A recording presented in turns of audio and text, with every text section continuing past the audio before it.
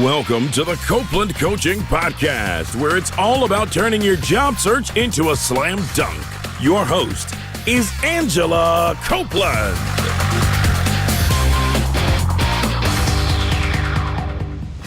Welcome to the Copeland Coaching Podcast. I'm your host, Angela Copeland.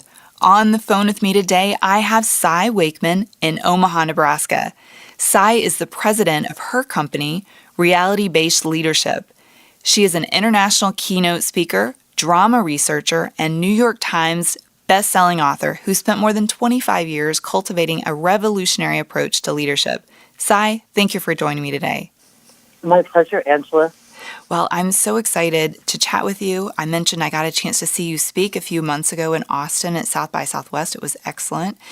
And you wrote a book called No Drama: How Leaders Can Cut the Cost of Workplace Drama, End Entitlement, and Drive Big Results.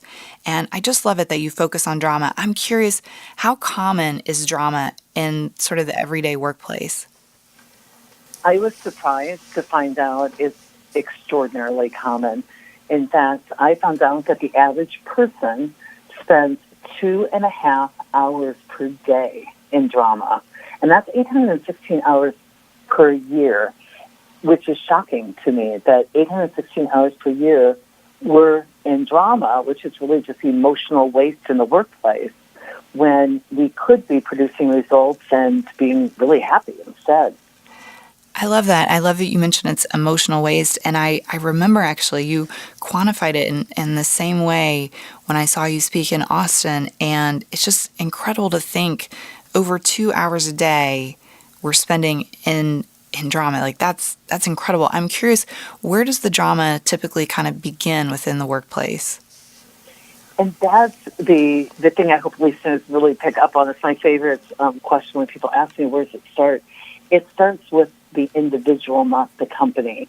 It's not your reality that creates your stress. It's the story you make up about your reality.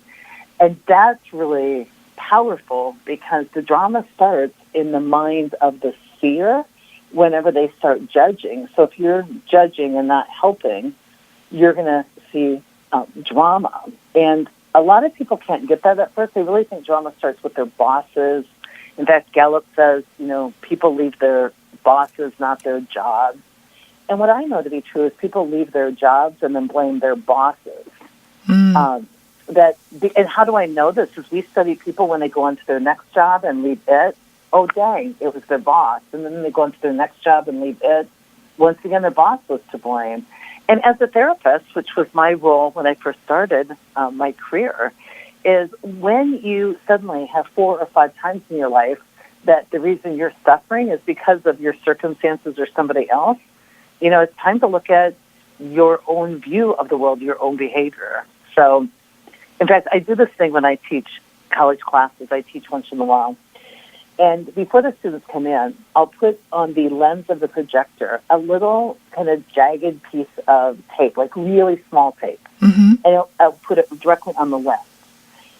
And I'll make sure that it interferes with a slide I'm projecting. And so as I project that slide, I'll take a look at the screen, and I'll ask a student who's in the front row, I'll say, hey, I don't know what's covering up the information on the slide. Can you go fix that for me? And I'll make sure I'm kind of in a different part of the room, so I'm kind of asking them a favor.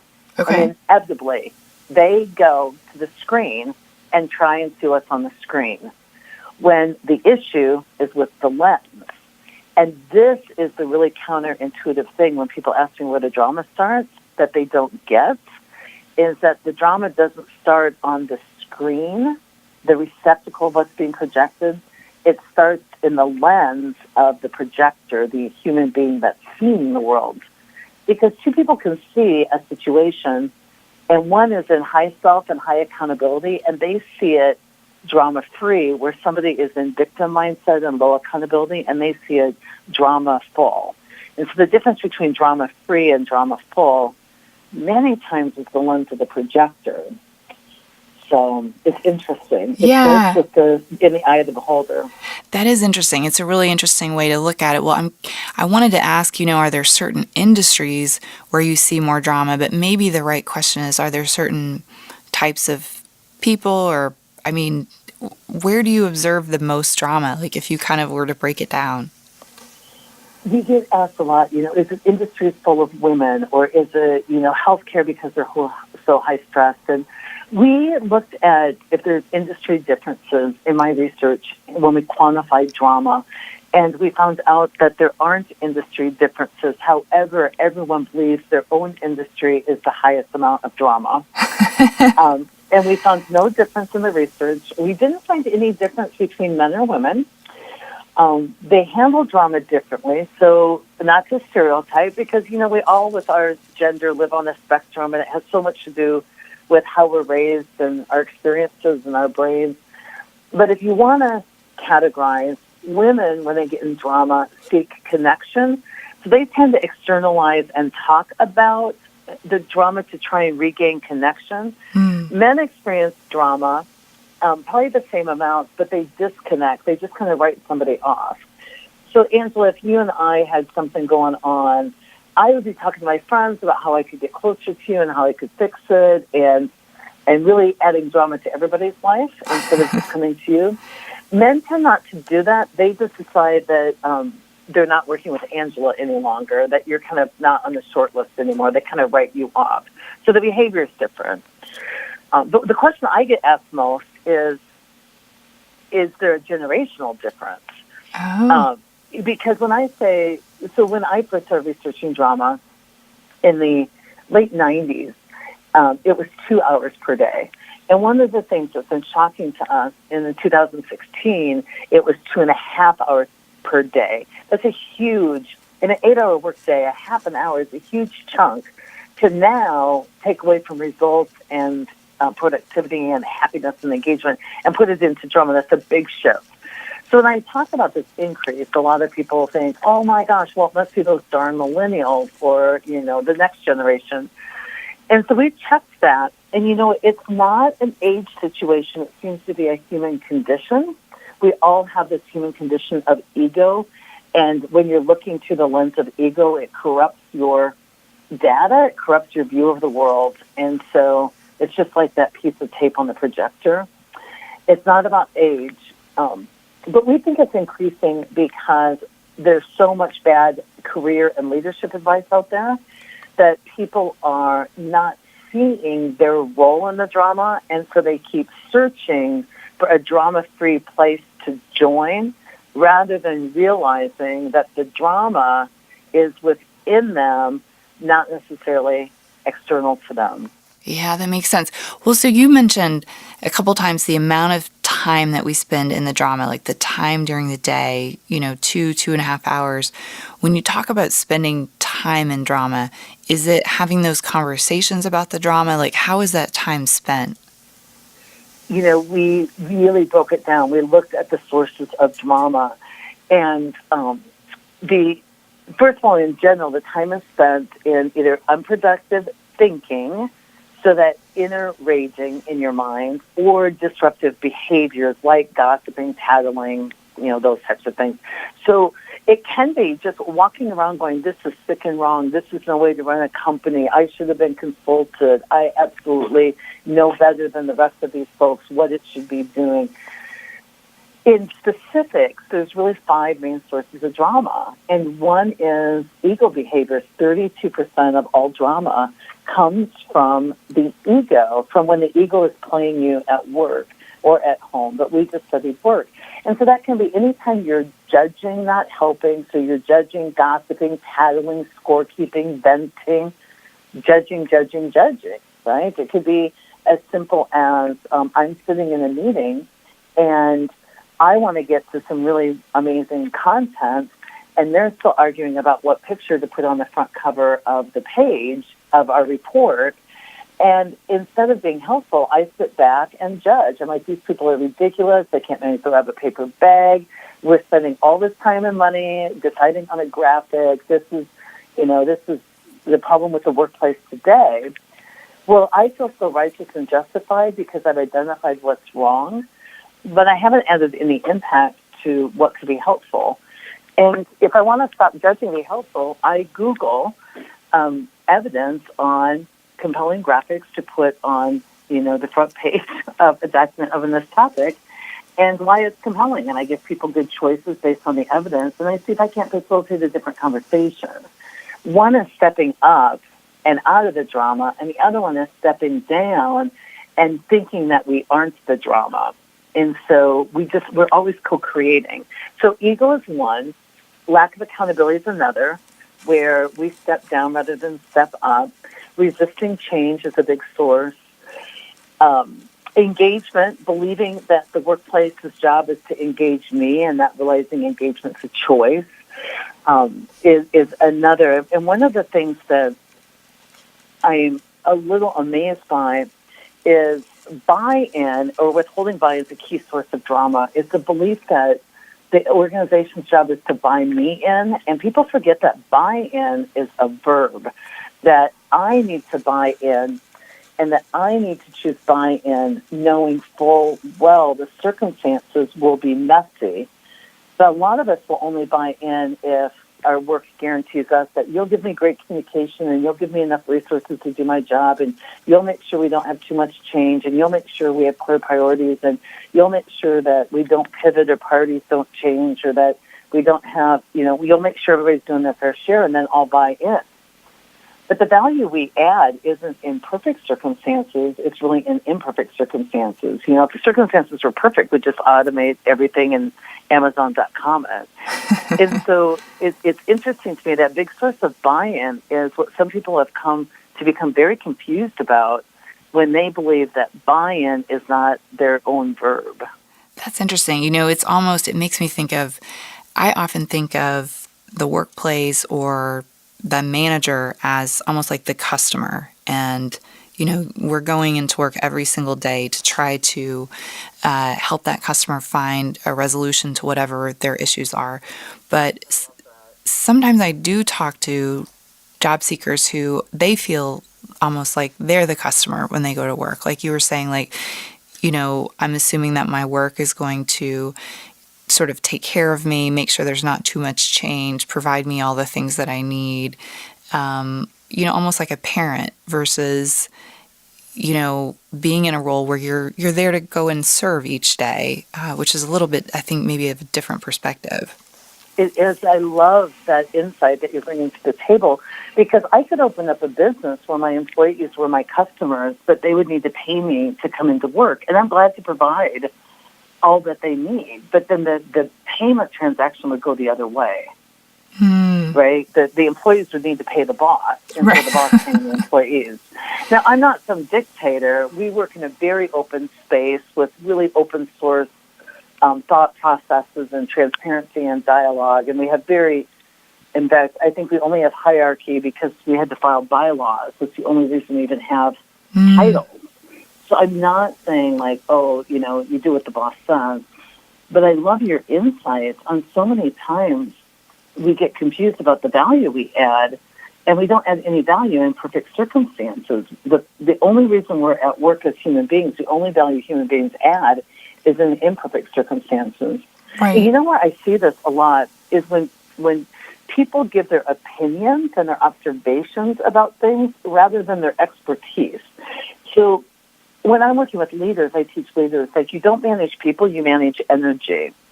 And if you go to the average meeting, let's say there's a new regulation that I need to roll out to make sure we're in compliance with.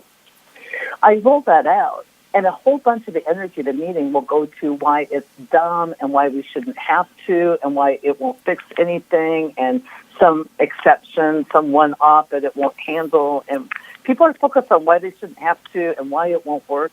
And all the energy goes there. And to me, that's all opinions, because you're not an expert, but you do have expertise. And so instead of focusing the energy on why it won't work or why we shouldn't have to, as a leader, I ask people to just really define what great would look like given this new reality. We have a new regulation. Given that, what would great look like? What would great business look like? And then let's focus all of our energy on how we can make that happen. And so when people say, so you don't want my input, I do want your input, but I want your input from a base of expertise focused on how we can make it happen, not based on opinion about why it shouldn't happen, because opinion comes from your ego. It just reinforces your own preferences. But competition is about, given our new reality, how can we do it so it never disrupts the customer? And that's the expertise, the value I need from you, not your preference or your opinion, but your expertise so that we can continue to maximize the potential for the business. Mm-hmm. So preference doesn't trump potential. But I see a lot of people who become job seekers for the wrong reasons. Now, if you can leave a job without judgment and say, I love this job and now I prefer to do something different. I walked beans as a kid. I've had tens of jobs. I didn't leave my bean walking job because it sucked and my boss was horrible. I left my bean walking job because now that I had more skills, I would prefer to do something different with my college degree. Mm-hmm. Absolutely. But if you leave a job and you're not in neutrality, you've left a job. If you're not in neutral, you've left a job for the wrong reasons. You're handing your power over to somebody else. You're leaving in reaction to them rather than centered into your own personal choices. That's a good point. Well, I'm curious, say we're leaving for the right reasons and we're ready to move up in our career. We're going to the next sort of level, so to speak. And we're out there interviewing and we're looking for the new boss who's going to be the good leader, the person who's going to be good at managing the energy, so to speak. Are there things that we can kind of keep an eye out for who that person might be? Absolutely. When you are in neutral and you're just seeking other great opportunities, too many people go to these sites like Glassdoor and other things to try and figure out where the drama is or where the horror is in the workplace. And those, I believe, are really corrupted sources of data. And this will explode everybody. They'll all be writing in about this. But here's my point is, I can put anything out there regardless of my own accountability level. Now, if I'm a low accountable, every pain I ever had was my boss and my job's fault. If I'm in a state of high accountability, I did what I needed to do, and I succeeded even in spite of some tough circumstances. And what I would write out there would be after I sorted out my part. What a low accountable writes out there is without sorting. So the data is corrupted. Now, if you could take a site like Glassdoor and you could do what we do, which is measure and filter by accountability levels, and you could sort those comments based on what high accountables say, not just high performers, because there's some drama kings and queens who are high performers, but what the high accountables say, that would give you great data on a company.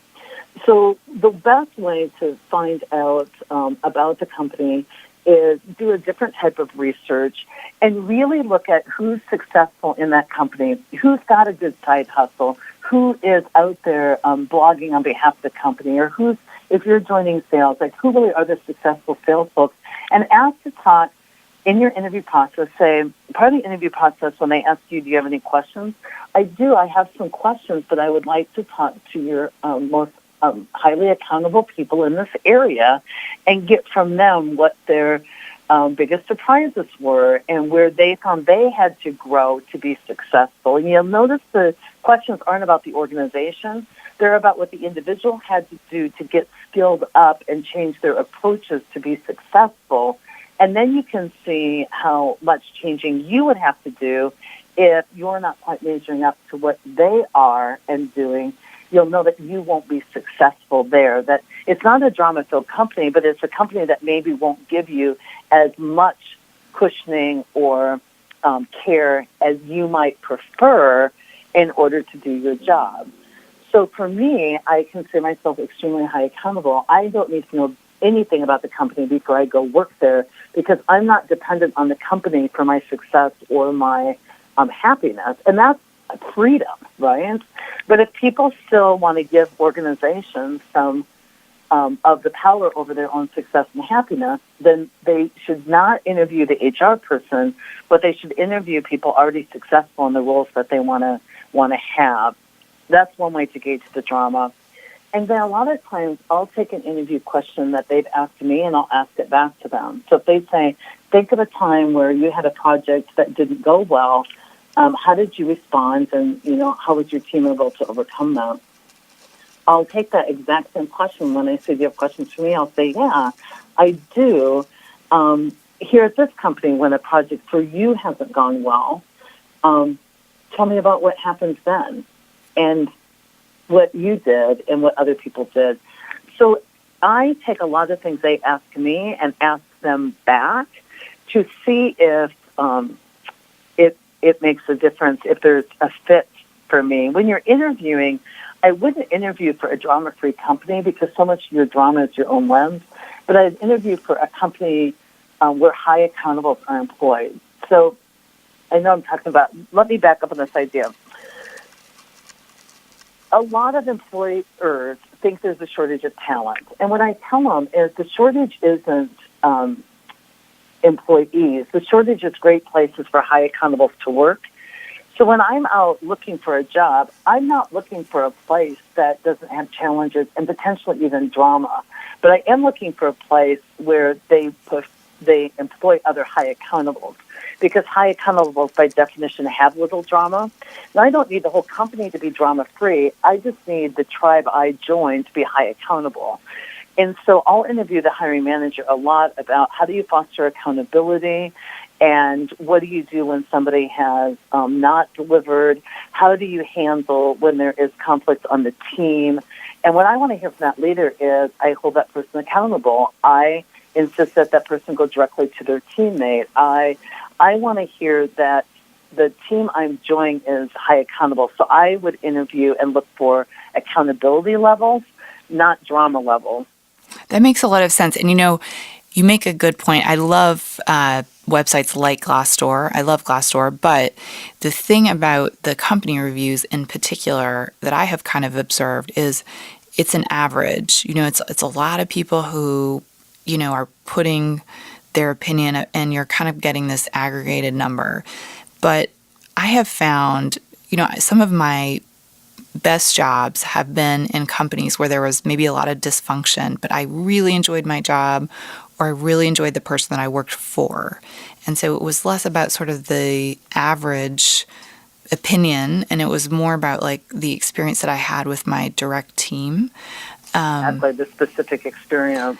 Yeah, it's just, you can't really get that out of that kind of data because it's all anonymous and you sort of don't know, like, well, which department is this in, or which city is it in? Or, it's just very non-specific. I like that idea. I like the idea of really being sure to interview the hiring manager when they're interviewing you, because it's really a two-way street. I think if you go in to, it's kind of like dating, right? You don't go on a first date and just hope the other person's going to want to marry you. Like, you're there to see if it's like a mutually beneficial situation. And it sounds like your questions allow you to kind of gauge that. Is this somewhere that I want to be? Is this a place where I can be successful, where I think they may value my skills? That's kind of the sense that I'm getting. Does that seem Absolutely. ballpark? And, I'm not saying that Glassdoor doesn't have a role, because what I would say is, as a company, I make sure to only employ high accountables so that I don't have any Glassdoor issues, right? Right. And so I just make sure if you employ low accountables, you'll have crappy Glassdoor reviews. And so, a lot of people go, well, you should be a better company. There's no company alive that can please the low accountables. The same behavior can't please a high accountable and a low accountable at the same time. You're going to be ticking off somebody. I just tell leaders to tick off the right people, because I did a lot of turnarounds early in my career, and when people heard I was coming, they would preemptively quit. Oh. And so HR got all concerned, and they're like, we had 3 people preemptively quit when they heard that you're going to be the new leader on this hospital unit.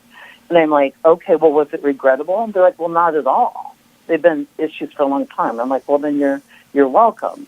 Now, the opposite side of that story is I usually had about 10 to 12 people who would beg to follow, and they would be applying for those jobs. Like, I want to work with Cy.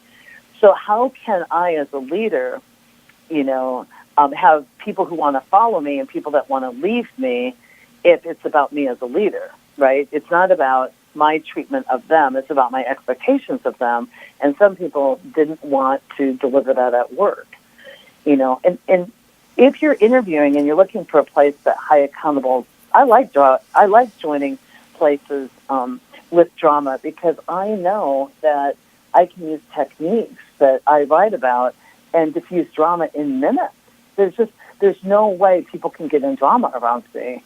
Somebody comes up and they want to complain about IT, and I'm their colleague, and they're like, hey, did you hear about the data conversion? It was horrible over the weekend, and IT can't make it have a paper bag, and it's absolutely ridiculous, and my sales are going to be down because of them. And I just have this technique where if somebody wants to judge and gossip, I start with a statement of profound positivity about whoever they just mentioned. I go, oh my gosh, IT, I love those people. And yeah, I heard our colleagues in IT had a tough weekend. And so I'm just wondering, what should we be doing to help?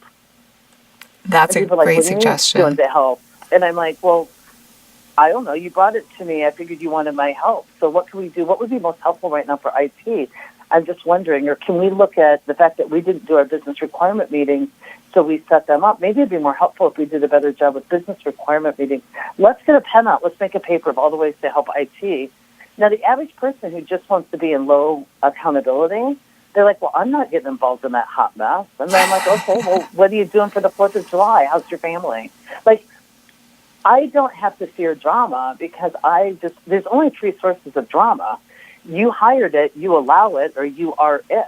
And if I'm joining a company, maybe I didn't hire it, but I can make sure I don't allow it and I'm not it. And that takes away a ton of drama in my life. Like, I can just have a drama-free bubble around me wherever I go. That is really interesting. I love that you group it into those 3: hired, allow it, or that you are it. I think that's excellent. Well, you said something early on that really triggered a thought in me, which was you mentioned sort of getting to a neutral place before you move on to your next job. And very often I will talk to job seekers. I'm curious to kind of get your perspective on this. I talk to job seekers who they're about to leave. They've found that next new thing. And on the way out the door, they have the opportunity to give an exit interview where they sit down with like the human resources person to give feedback about their experience. And I often get questions both in person, and people have written to me with this question, what should I do? I'm really angry. I want to tell them. And, well, I have a very specific opinion on it, but I'm curious, when you see that happening, like, what would your feedback be to someone who is leaving and they have the opportunity to give an exit interview? I say give the exit interview. It will be a major growth experience, and don't do it until you have edited your story for blame and judgment and assignment of motive, and you get down just to the facts, and then you self-reflect on what your part in it was, and then blow them away with an exit interview. And what I mean by that is I had a friend who got a divorce, and we were all a little shocked because she's a pretty just calm, happy, cool person. And she told us, she goes, Bill and I are going to finalize our divorce on the 18th, and there was a group of us women, and it wasn't like she was secretive or kept stuff to us. I mean, we all were in marriages. Some days are great and some days aren't. And I said, great, let me support you in any way possible. I, just trust your opinions. Let me support you. And I left it at that. And everybody else was like, so what happened? And, and she would simply say, if I had to summarize it, there are some things he did that I liked, and there's some things he did I didn't like. And I, after some contemplation, decided that I would prefer to no longer be married. Mm-hmm. And that was the whole story. And everybody's like, no, really, really, like, what happened? What happened? And she's like, any story I could tell you boils down to he did something I didn't like, and he did some things I did like. And so when I say edit your story, it's like when you write an email and you let it set and you review it the next day, a lot of times you're horrified by what you wrote. But in the moment of your writing, you feel so clever and so righteous and so correct. And so that's all ego. That's low self. And low self is all about what's wrong with the world. High self is about self-reflection. A lot of exit interviews, people just use it to vent. And venting's the ego's way of avoiding self-reflection and avoiding responsibility. So if I were preparing for an exit interview, I would write down my whole story of that job, and I would let it set. And I would go back, and I would cross out anything that's an assignment of judgment. My boss was a micromanager. Your boss preferred more detail than you preferred giving. That's it. Right? But my boss as a micromanager is a judgment. And get down to, they did this crap on purpose, and they were trying to drive me out, and they didn't value a single idea I had. You can't know any of that. And once you edit your story, your exit interview sounds really different. Mm-hmm. It may sound like I had my heart set on a couple of opportunities I thought that would be good for my development, and I wasn't chosen to them, and this other company is offering me those opportunities. I had an interaction with my boss that left me feeling really upset, and I chose not to return to him or her and work through it. I chose instead to stew about it and be passive about it and aggressive and go looking for a job. And because I want you to edit your story, I just want you to know what you will do next in your next job. Mm-hmm. If you're leaving a job because you didn't adult with your boss, you weren't an adult, then here's how your next job's going to go. Okay, your boss is going to victimize you a lot because you don't adult with them. Mm-hmm. And so in your exit interview, if you can get to neutral, here's what happened, here's my part in it, here's their part in it, I want you to just keep the sheet of your part, because that's going to be, unless you change it, how your next job goes. Mm-hmm. Absolutely. It's interesting. I often ask job seekers who ask me about this sort of, what is the purpose of going in and venting? What does that do? Why go there? And I think in an ideal scenario, we would go to sort of that neutral place and reflect in advance. But say we haven't quite gotten that far, to me, the idea that you're going to go in and blast your boss and that HR person is going to say, oh, wow, you're right. Totally. We should do everything you're thinking, like just as you're leaving. The chances that's going to happen are pretty much zero. The chances that you may blow up the reputation that you have on the way out the door, it's really high, right? And I know that it seems like I'm quitting. I don't need these people anymore. But eventually you will need them. They will be a reference. They may, when things cool down, you may find that they're a connection that you want to reconnect with. They're a networking contact. It could be your next boss. Exactly. At the new company. Right. And, it's... That's great advice. I would love to get to that neutral place where you can give good, constructive feedback, but I feel like if you're not there... If you're not there, don't give the interview. And most people have this weird idea about venting. I actually study venting a lot. They're like, well, I just need to vent. I need to get it off my chest. And most of what you're venting about didn't even happen.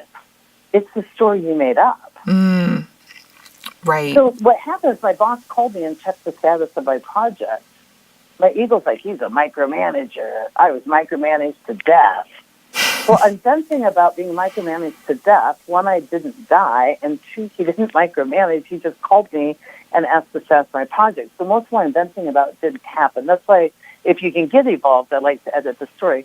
And venting feels good, but so does crack cocaine. It's not a lifestyle, right? It's like, and so venting isn't sharing feelings. I was a therapist. Venting is a behavior. Sharing feelings says, I was frustrated because there seems to be a lot of processes and procedures that make getting work done more difficult. Mm-hmm. That's sharing. Venting is when you add all this stuff onto it. I'm frustrated at process and procedures, and nobody can manage to have a paper bag, and they do their best. I swear project management does their best to make our jobs as hard as possible. It's like they don't want business. All of that stuff is venting. Right. Sharing a feeling takes like a sentence. And so venting to me is really unevolved behavior. And, so many people, I hear when they're job seeking, they're seeking a place they can bring their whole selves to work and their authentic selves to work. And what I tell people is, do not bring your whole self to work. Bring your most evolved self to work. Right. See, I don't want you bringing your whole self. When you're in ego and you're in low self and you're venting and you're judging and you're resisting change and you're not in beginner's mind. You're in I know mind. I don't even want you to bring that part to work because it's not the best of you. I want you to bring you to work, but bring the best of you. The one that's in high self, who's self-reflective and collaborative and innovative and open to all kinds of possibilities and is out of opinion and into expertise. And so if you're job seeking for a place that you can bring your whole self to work, the problem with that is that your whole self will be mirrored back to you and you'll confuse it to be somebody else's drama when it's your drama. And so, you keep showing up and you see the same thing and you keep thinking it's your circumstances. You're the only one that's the common denominator in all of those situations. Mm-hmm. I could see that. You mentioned the micromanager thing a couple of times, and I remember there was a job that I had where I felt like a little bit like the person I was reporting to was kind of a micromanager. And, at first I felt frustrated because I wasn't quite sure what to do. And eventually I went to the person and I sat down and I said, I feel like I'm not providing you everything that you need to do your job. Like, what is it that... So accountable. That's exquisite. I said, would it be, can we do weekly meetings? Should I send you daily updates? Should I CC you? Like, what is it that I'm not doing that you need for me to do? And it was... Yeah, how can I build your confidence in my work? Right. I love it. I mean, it was scary. It's a scary thing to go in and just admit it, like face to face, like, hey, I think this is happening. But on the flip side, to have the conversation and to have the person say, if we could just meet once a week, I think I could probably get my questions answered. And then, it releases you to all of a sudden to do your job because I love it. It's called adulting at work. I mean, so people are like, they talk to 100 people about how their boss is a micromanager, but you're accountable. You didn't go in and say, you're a micromanager and I need you to stop. You went in and said, how can I help you be more confident in the status of my work so that you check in less often? Mm-hmm. Right? I mean, I think it's going back to that whole thing of thinking of them as a customer, because if they were giving you cash money, like you wouldn't, I think sometimes maybe that direct deposit into our account each month, we don't think about it. But if I love that. I will use that as I'll give you credit for it, but I love that. A lot of times I think of them as a friend. Like I have friends who just need more detail. And if, we're heading on a trip, 5 of my friends, I can just say, meet me at the office at 5 and bring a swimsuit. And they are so good with that. They don't care. They're like, if we need something, we'll buy it there. I have a couple of my friends, and they're like, well, how sunny is it there? Because I want to know what type of sunscreen to bring and what number. And, well, I don't hate on them. I just slow down and go, let me be friendly. Like, let me tell you more information that you need. When we're in ego and judging, we get so righteous, and the expectations for our bosses are completely undoable. And that's why when people ask me, should I leave my job? And I say, get neutral, is either go in peace, right, without any harbored resentment, or stay in joy. Like if you're not liking your job right now, find a way to step up and be joyful. Get yourself joyfully on board or leave in peace. But don't stay in hate. Don't stay in critique. Don't stay in gossip. And don't leave and slash and burn. Like any of those things, if you're going to stay, be in joy. And if you leave, be in peace, and you go peacefully to your exit interview. But a lot of people, they are job seeking, but they don't leave their jobs. They stay in hate, and they use job seeking as a way to fuel their fire. So they don't have the courage to quit and see what their skills will bring on the market, but they're constantly job seeking because they want to give themselves justification for why they're not engaged. And that's what I see even more is just like this chronic job shopping. I shouldn't even call it seeking. Job shopping to see if there's a way that my low self, my ego, can have an easier way of it, right? That I'll be catered to more. And I just don't want to live a life where I'm only catered to because I don't grow. And then I'm going to be less skilled for what's next. I listened to an interview with Martin Sheen, who's really a spiritual guy, yesterday. And he said that his spiritual growth came when he started to accept the cup as offered instead of wanting the cup altered. So if somebody hands you a cup and you're like, well, there's not enough in it. Can you pour some out? And can you add some cream? And can you put some sugar in it? He's like, there was really no growth there. But when I accepted the cup as offered and found satisfaction and joy in that, I found I grew all the skills I needed to be even happier in other places. And I thought, well, that's profound. Gosh, that's really interesting. Yeah. Isn't that cool? I love that. I mean, it makes me think if we're listening today and we are kind of coming to the conclusion that the drama at our workplace maybe we are the drama, where should we start if we want to make a change and reduce that drama that we're creating? The first place to start is literally stop believing everything you think. When you think something, instead of just believing and attached to it, question it. Is it true? Can I possibly know that to be true? Who am I when I believe that thought, right? And who would I believe, who would I be differently? So just questioning your own thinking, editing your own stories. And if you want to know how to do that, there's a couple things. I wrote my second book for the individual on how to be happier and add more value at work, how to do that. And it's called Reality-Based Rules of the Workplace. And it's all about how to boost your chances at work and how to be happier at work, how to add value. The other thing I would tell folks is we believe in abundance in my organization, and we give almost everything away.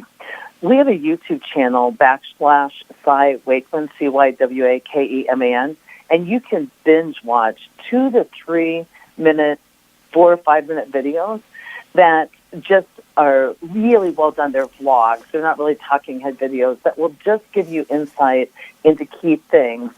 And I have a Facebook watch show called Life's Messy, Live Happy, where I help people learn those things as well. And that's just on Facebook, just query Life's Messy, Live Happy. But the biggest thing is get into self-reflection. So if I'm judging somebody, I need to ask myself, what would great look like? And if I were great right now, what would I be doing? And it takes me right out of judging them. And I just know that being great would provide more detail to the person who needs it, so I'll just go be great. And it's like everyone has a toggle switch on their forehead. The same person can be toggled down into low self or toggled up into high self. And the way you toggle yourself from ego to self-reflection is just with some good questions, like what can I do to help? What do I know for sure? What would great look like? If you are stressed or suffering, be pretty sure that it's about you, not about your circumstances. And I hear people say these jobs are undoable. Maybe their job has gotten so big. And I say, probably your job is undoable with your current skill set, with your current approach and your current mindset. So if you want to be happier at work, increase your skills, change your approach, and get yourself to a higher level of consciousness. Oh, that's perfect. Well, Cy, this has been excellent. Share with us, you shared a couple of things, which I'll put links in the show notes to you, but where is the best place to go to find all of your work? The best place, we scatter it, but we've got a website, realitybasedleadership.com, but the most iterative or interactive place is anywhere on social media, just at Cy Wakeman. So we're out on Instagram every day. You can connect with me on LinkedIn. We give a ton of great information on LinkedIn. YouTube, as I said, any of those places. Subscribe. Oh, and I got to plug, I have my own podcast called No Ego, and we talk about life beyond ego, how you can stay toggle switched into higher self every day at work. Oh, so that's I give excellent. a lot of advice there. Excellent. Well, Cy, thank you so much. This has been great. You are welcome. Thank you for having me, Angela. I appreciate it. Thank you. And thank you for listening. Please don't forget to help me out. Subscribe on iTunes. When you do, it makes the show easier for other job seekers to find. Thank you for listening to the Copeland Coaching Podcast today with your host, Angela Copeland. Tune in next time to get more great tips on turning your job search into a slam dunk.